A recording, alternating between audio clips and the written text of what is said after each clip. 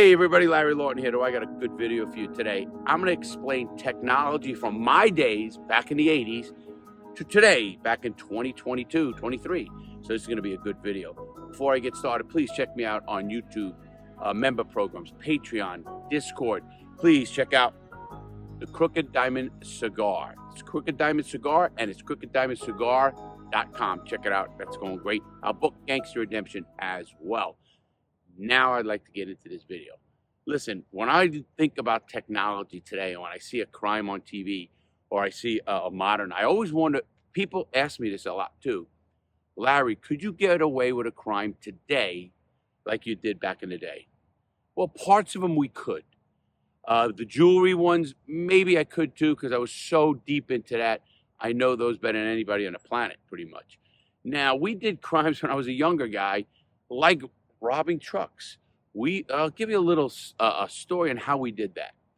Back in the 80s, now I'm talking about 1986, 87, what would happen is we were getting trucks out of Kennedy Airport.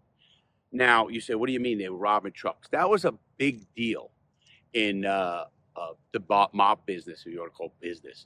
So what we would do is we had people at the airport would tell us what trucks had what. Back when I was younger, the big thing was, I know it's going to sound old, we had VCRs.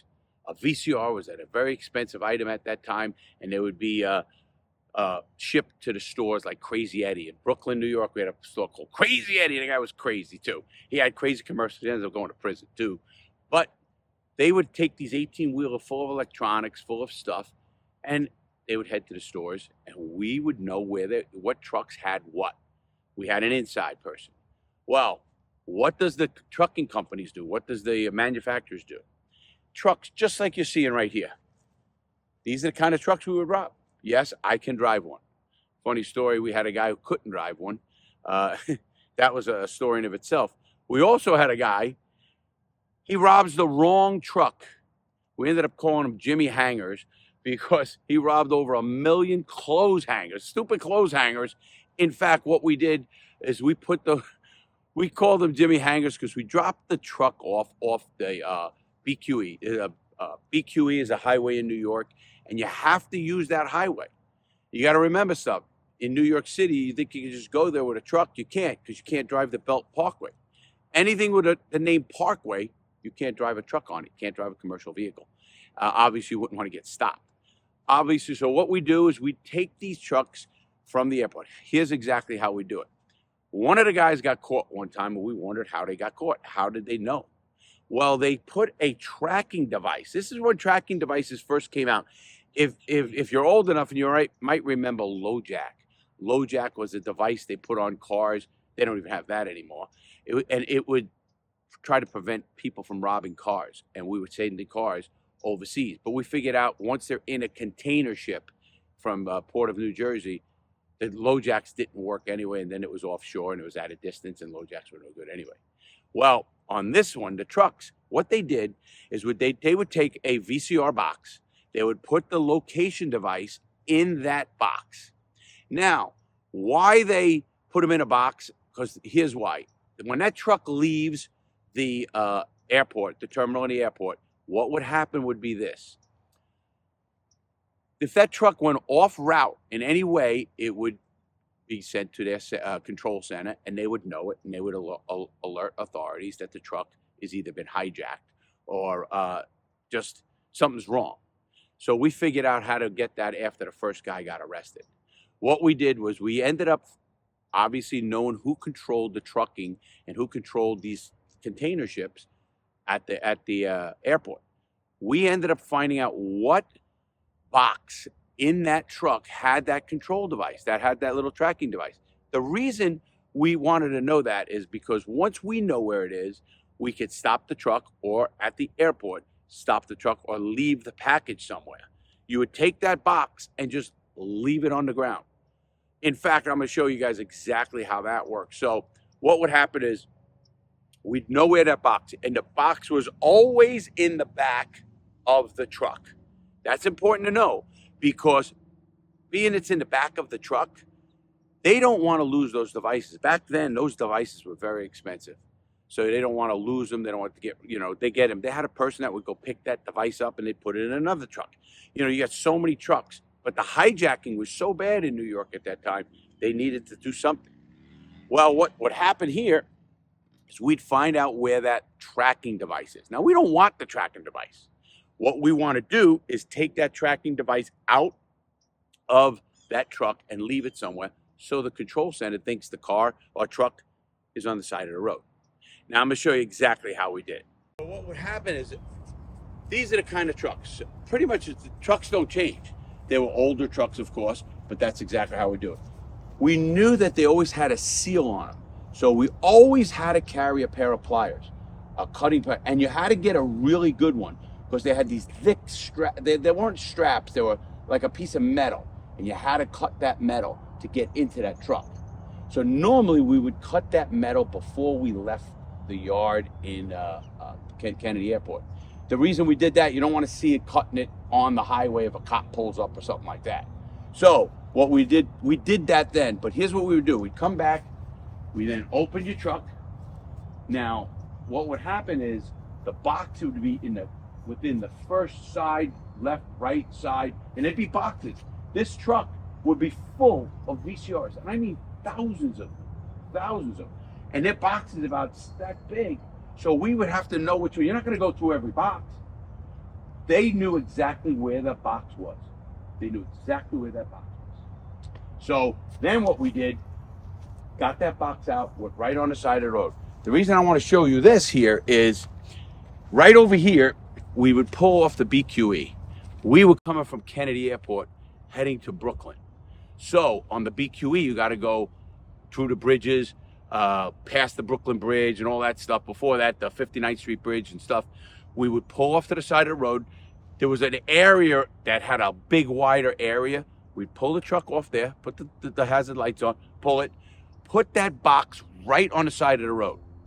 Now, the reason we did that is so everybody would just, the box is a box. Nobody would know. I mean, it would be there for whatever until they found that box. By the time they found that box, that they reported it, they don't know if the guy just pulled over, take a piss, or something happened, he's checking his tires or something of that nature. What we did then was, of course, we always had a chase car. A chase car is if a cop's car stopped us or they did something, these people would do something stupid and get the cops chasing them. And it could be really crazy. It never happened to us, but it's called a chase car in robberies. This is how we dealt with technology. We figured out ways to beat technology. Now I'm gonna keep going. The trucks are big. Obviously, they're 18-wheel trucks, and we got them now. Now, they didn't have nice cabs like this truck I'm showing you, because today's trucks are technology-driven, and we're gonna get into that here in a minute. So we would always know our trucks. Listen, the worst you could do is be around a truck and something happens. You don't want to break down. If you break down, you got to get in the car and leave. You got to leave that truck. I mean, you're not calling a repair guy. So anytime we would know. Now, there was no reason for a New York City cop to stop a truck. Never. I never seen it happen. I'm sure it has somewhere or wherever, but not New York City. It's just, they shut down roads when they do that. So, but we already had a predetermined space in Brooklyn. It's a warehouse, and it was down near Coney Island, and we would bring the truck there, unload the truck, take the truck, and dump the truck. We'd sometimes take it to Jersey, which is right over the Verrazano Bridge, and we go all the way to Newark, New Jersey, and that's the port of Elizabeth. It's one of the most scummiest places in the area on earth because of the fumes and stuff like that. So that's what we do there. The reason I want to show you this right here is this is how the trucks were parked at Kennedy Airport. They were this tight. That's where Jimmy Hangers picked the wrong truck. He picked the truck next to it wrong. You got to pick the right truck. Obviously, he's since passed, but Jimmy, I loved him. Jimmy Hangers picked over a million hangers. Think of that. So they were this tight. Now, as you can see, these are very modern trucks today. And on the roof of these trucks, they have now today's technology. I'm gonna get into a little bit. Today's technology for trucks, they have satellite systems you can't touch. So these trucks are monitored at all times, and they're going to know where they go, what they do, and everything. So that's exactly what they're going to do. And it's really important to know that. So today, it would be very hard to do that. It would be very hard for us to take a truck without disabling a satellite system. And again, now you're talking a whole different animal. Do you know, this really brings back memories, because when I was in doing this stuff, and I did, at least a half a dozen trucks, we had to walk through the center of trucks to get into the cab of your truck. You don't want to be walking around like you're really inspecting a truck. I could give a shit what it is. I didn't know that much. I can drive an 18-wheeler, but it's just I didn't go inspect like they do today and stuff like that. So it brought back a lot of memories just doing that. We would get these things, and technology today is different. Another case in point on technology. I did a lot of jewelry robberies, obviously. Today, even back in my day, in the 90s, early 90s, they had what these things called a keychain. A keychain the jewelry store owner would carry, just like his car keys. It would be literally like this. Now, if you walked into a jewelry store, there would be jewelry cases all around. Along those jewelry cases is what? Panic buttons. They would be touch the button, and that sets off the alarm. Well, obviously, if he's not near a counter, you know he can't touch the button because he's not there. Me, jump over the counter, get him, blah, blah. I did all that. Well, came out with these fobs. These I think they were called fobs, but they were actually alarm systems. So you would see smart jewelry store owners until they got to know you. And that's what my specialty was. They would actually come up to you when you were a visitor, and they would have their hand in their pocket, just like I'm doing here. And I knew what it meant. So even I wasn't doing a robbery right there. I got to know them. They got to know me. Hey, Mike, how you doing? I used to use Mike Roberts. Hey, Mike, how you doing? And they'd get to know you. Oh, you want to check that ring out again? Or for your wife? I had a whole entire stick, they call it. And the FBI actually knew the stick. So I would end up seeing that his hands were out of nowhere. He was not near anywhere he could push a button. That's when I jumped the counter. And believe it or not, this man, I'm back down to 204, but I could jump back then. I was pretty good shape. And I jumped that counter, get him down on the ground. I knew he didn't touch that fob. Technology. Technology has changed so much from the old days. Another way businesses were getting robbed, and I only go this to, doesn't even have to be jewelry stores. What they do have now, a lot of times, grocery stores, big places who bring in cash, they have to take that. They get armored cars. Everybody knows about armored car robberies. We know about that. But here's also what they would do. If there was a place right in the Bronx, a Winn-Dixie, it wasn't a Winn-Dixie, it was a Pathmark. It was New York, it was Pathmark. They would take a bag of cash with them to the bank, literally up the corner. They've been robbed a few times. Well, jewelry guys who sell wholesale jewelry, they have to bring in sometimes $1 million in a briefcase to go sell that jewelry to this owner. They came up with a briefcase. The briefcase, again, the owner of that briefcase carries a fob, does not have to hit the button. He walks with that case. If he is robbed and he takes that, if that case leaves 6 feet from that owner of that fob, he would shock him and he would go on the ground. Bam! Done. Game over. I've seen videos, I'll bet there's videos on YouTube about that. But that's exactly what would happen. So now technology, what does somebody like myself, people ask me this all the time. Larry, could you rob a jewelry store today? You know, I'm so involved in jewelry prevention, robbery prevention. I work with some good law enforcement officers. Again, if they're bad, they're out. They're bad, they're scumbags, that's the end of it. But if they're good cops, listen, I'm not out getting people. People say, I have to emphasize this one more time. People who think they're a rat because they called the police when their mother gets robbed or they get robbed, that's not a rat. The definition of a rat is when you and me do a crime and you tell on me to get out of you getting arrested on that crime. You tell on me. That's a rat. I never did that. None of my crew ever went to prison. We all know my brother did it. It wasn't because of me. That's a whole nother story. And if you want to look about that story, go into the playlist because there's a whole video on that. But so now technology today in 2023, getting better and better. They have GPSs on your phones. You know, everybody thinks, oh, I'll just leave my phone. Well, they can actually trace where you were, not when your phone is not on you. If you went to that place just to check out the area or do something, they can look on your phone and find out where you are. Plus, there's satellites at a lot of different places.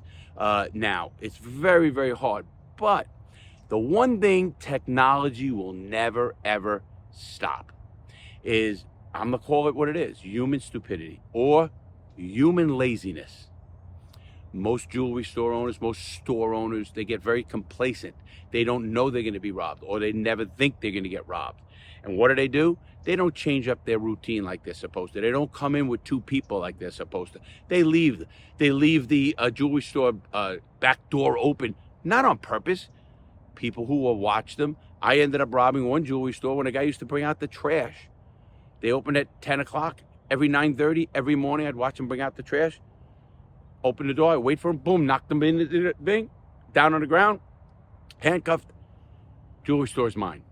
So that has not changed. To this day, whenever I hear of a robbery, there's 2 ways things happen. Obviously, technology. And I'll give you just one another. You know, I come from an era where we had, I'm the really age myself, we had rotary phones. Then in the 70s, the phones came out where they had dials, you know, the buttons, not rotary, digital. Well, that's when it came out with call waiting. Call waiting came, and I only mention that is because what we did back in our day, and even if you want to look on Michael Francese's channel, what he did, they opened gas companies and they would close them before the technology could catch up to them. Can't do that anymore. Today they have so much technology that can prevent crime or make crime easier. They have these devices they could put on gas pumps and it could read your information. But that's information technology. That is data, criminal data. That's big now. I'm talking about the crimes like I committed. If I go by a jewelry store right now, I literally look at that store, and it's just a habit, and I say I could rob it or not. Because they don't do the little things that are important, that are people things to do, not technology. No matter what system you get in a store, or whatever system you get in anything you're going to rob, it can be overtaken by human laziness because the person who's supposed to set the system up is lazy, or he could be bored, or you know what it is. I was never one of those robbers who was technology. Like I couldn't bypass alarm system, but I didn't have to bypass an alarm system because the owners of the jewelry store would open up the safe, and I robbed during the day. I wasn't what they call a cat burglar or somebody who goes in at night and plans it. I was a guy who went in when the store was open. I took people down. Again, I always emphasize this, and every time I say it, I'm not proud of what I did. It is what I did, and that's why we try to help them now. And I'm giving you guys hints and stuff on technology. Technology today is off the charts, but there's nothing smarter than the brain. Never forget that. Nothing started that's smarter than the brain. With that said, I think I'm going to let it go. And I'll tell you what, guys, have a great day. Please use technology. I do now, but use it for the right reason. Don't think of ways you can scam or do things. Do technology the right way. Enjoy it. Got your iPhones. You have fun. I'm learning stuff every day, and I'm an older guy. Have a great day, everyone. Please stay safe, make good choices, and I'll see you in the next video.